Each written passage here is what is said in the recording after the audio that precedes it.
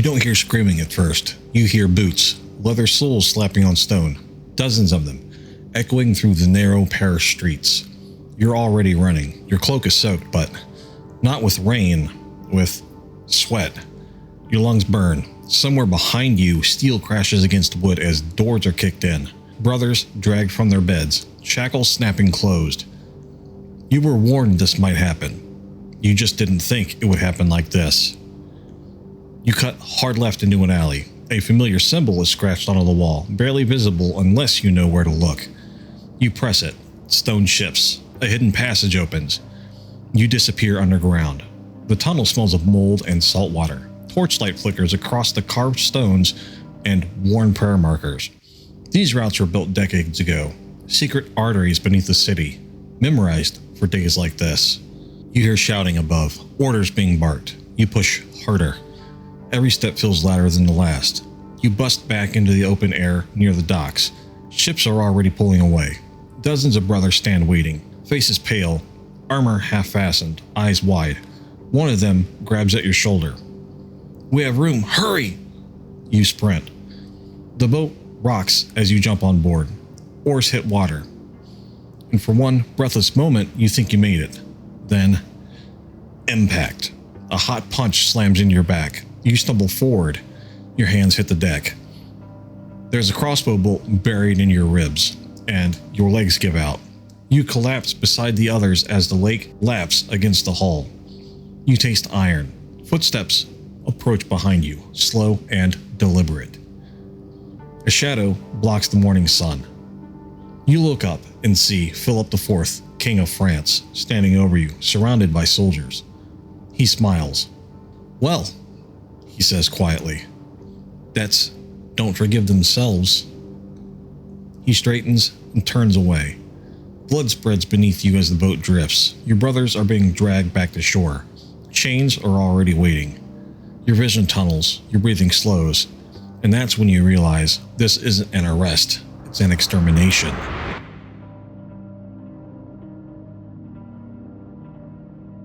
So let's get something straight right now. Friday the 13th is not Jason Day. It's not a slasher holiday. It's not a spooky superstition. It's the anniversary of a real-world purge. On Friday, October 13th, 1307, the Knights Templar were rounded up in a coordinated raid across France. Thousands arrested, many tortured, many executed. Their crime? Being powerful, being wealthy, and standing between a king and his money. So every time someone shrugs and says, "Oh, it's just bad luck," understand this. Friday the 13th was born in blood. And blame J-Karts for this video. J-Karts was playing Fortnite yesterday, and he was playing as Jason, and he kept saying, "It's my holiday." Yesterday was Friday the 13th. He kept saying, "This is my holiday," as he played with Jason. So, blame J-Karts for this video. The Knights Templar began in near obscurity. In the early 1100s, Jerusalem had recently fallen under Christian control. Pilgrims streamed in from Europe, crossing hostile territory for months at a time. Bandits preyed on travelers, entire families vanished along the roads. A small group of knights formed a brotherhood whose sole purpose was protection. They took vows of poverty, they lived communally, they slept on stone floors, they owned nothing personally. They were monks with swords. But over decades, that tiny order grew into something unprecedented. They built fortresses across Europe and the Middle East. They controlled farmland, vineyards, ports, and trade routes. They transported massive sums of money safely across borders. They created letters of credit, allowing nobles to deposit wealth in one country and withdraw it in another. They guarded royal treasuries, they financed wars, they effectively invented international banking. Popes relied on them, nobles entrusted fortunes to them, and here's the critical detail. They answered only to the Pope. No king could command them, no monarch could tax them. They existed outside secular authority, and that made them untouchable. Until it didn't. France in the early 1300s was ruled by Philip IV. Philip was intelligent, Philip was cold, Philip was ruthlessly pragmatic. He had bankrupted his kingdom through wars with England and Flanders. He had drained the royal treasuries. He had already expelled Jewish communities to seize their assets. He had already arrested Italian bankers to erase debts. and now he owed enormous sums to the Templars. But you can't simply refuse repayment to a military order that controls castles, finances, and international trade. So Philip reframed the situation. Instead of creditors, they became criminals. Most people don't realize this, but Philip didn't start with the Templars. He started with the Pope. Years earlier, Philip had clashed violently with Pope Boniface VIII over royal taxation on clergy. When Boniface opposed him, Philip sent armed men to Italy. They physically seized the Pope in what history now calls the outrage of Anagagni. Boniface was beaten, humiliated, and held captive. He died shortly after. That moment matters, because it proves something. Philip could put hands on the Pope. From that point forward, the papacy was no longer a spiritually sovereign. It was politically vulnerable. Boniface's successor, Pope Clement V, was French. He never even moved to Rome. Instead, he ruled from Avignon, effectively under French protection, or, depending on how you look at it, French control. Clement V owed his position to Philip, and Philip knew it. So when the Templar arrest began, Clement hesitated, but he did not resist. He couldn't. The king had already demonstrated what happens to popes who push back. Philip's strike against the Templars was surgical. He sent sealed orders to officials throughout France. They were not to be opened until the night before execution. Inside each envelope, the same command.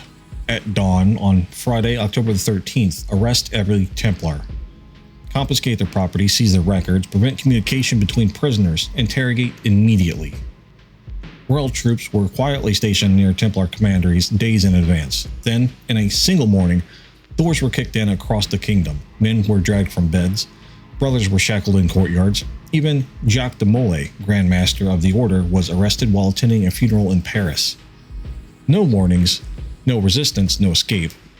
It was one of the most coordinated mass arrests in medieval Europe. Once imprisoned, the charges appeared: heresy, blasphemy, idol worship, spitting on the cross, homosexual initiation rites, and demonic practices. These accusations were chosen carefully. They were emotionally explosive, impossible to disprove, and guaranteed to disgust the public.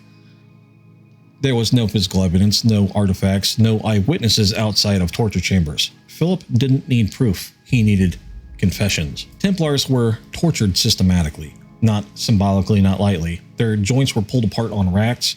They were suspended by ropes tied behind their backs. Their teeth were torn out. They were starved for days. And then there was a method that still haunts historical records. Their feet were coated in animal fat and positioned over open flames.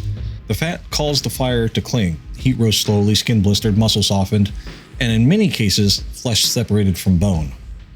Men screamed until they passed out. Some died, some begged, and some would confess to anything. Paper statements followed, signed with shaking hands, and then later recounted. They told church officials they had confessed only because they were being roasted alive. It didn't matter. Philip had his documents. Clement V initially objected. The Templars answered directly to him. Philip had no legal authority over them, but legality collapses under military pressure. Philip threatened, applied political leverage, and reminded Clement who protected Avignon. Eventually, Clement ordered arrests across Christendom. Church councils were convened, and the outcomes were predetermined. In 1312, the Knights Templar were officially dissolved. Their lands redistributed, their wealth seized, their members imprisoned, executed, and quietly absorbed into other orders. Jacques de Molay was burned alive in 1314. Legend says that he cursed the Pope and the king from the flames. Both men were dead within a year. Friday, October the 13th, 1307. That's when it began. That's when thousands were seized. That's when one of Europe's most powerful institutions was annihilated. Friday had already carried symbolic weight from executions and crucifixion traditions. The number 13 already represented instability. Together, they became forever associated with catastrophe. Over the centuries, memory blurred into superstition, but the shadow remained. Friday the 13th became shorthand for disaster, not because of spirits, but because of history. And here's where things get interesting. While most Templars were captured, some regions behaved differently. Most notably, Portugal. Portugal did not execute its Templars. Instead, the order was quietly rebranded as the Order of Christ. The members retain lands, their infrastructure remained intact, ships associated with former Templar ports continued operating. This has fueled speculation for centuries. Some believe that the Templar treasure was smuggled out. Others believe personnel escaped by sea.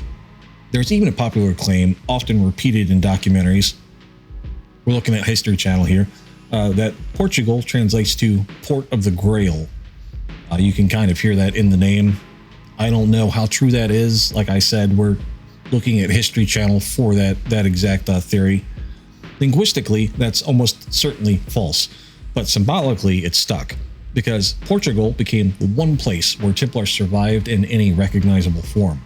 Whether treasure escaped is unknown, whether knowledge escaped is unknown, but the organization itself did not fully die there, it transformed. Philip IV didn't just eliminate creditors, he demonstrated something terrifying.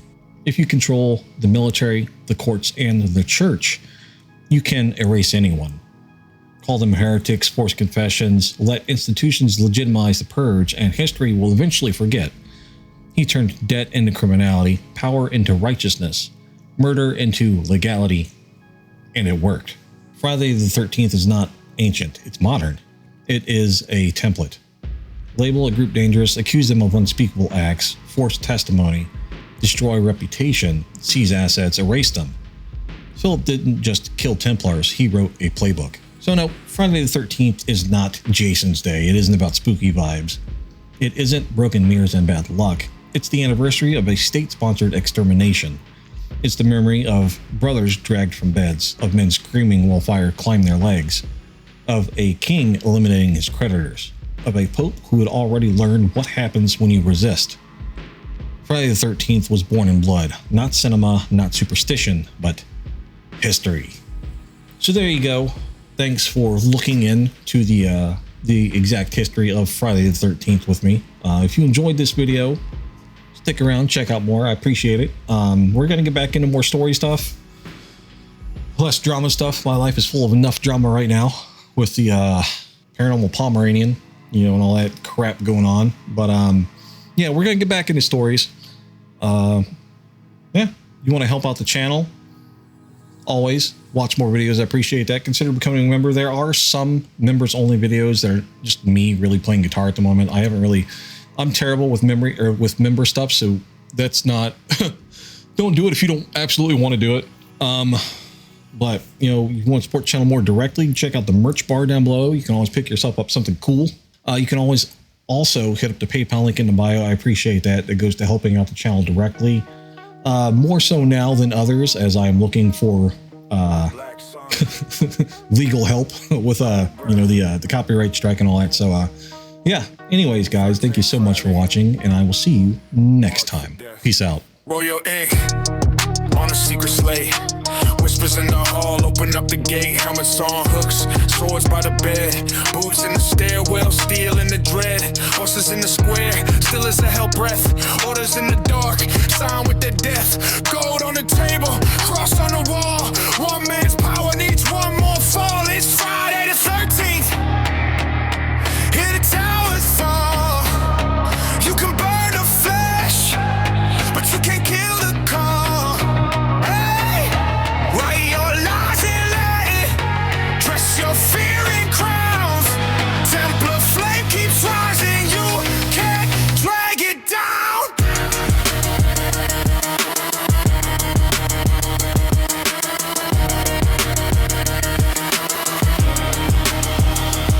King in his chamber, counting his debt. Eyes like ledgers, sharp, dark, wet. He wants their coffers, he wants their land, so he brands them monsters with a trembling hand. Letters to the throne, far from the fight. A pen that blesses what's done at night. Silk soft voice, hiding in a throne room, trading truth for comfort, selling souls for perfume. It's Friday the 13th. Hear the towers fall. You can burn the flesh, but you can't kill the call. Oh, write your lies and let it. Dress your fear in crowns. Templar flame keeps rising. You can't drag it down.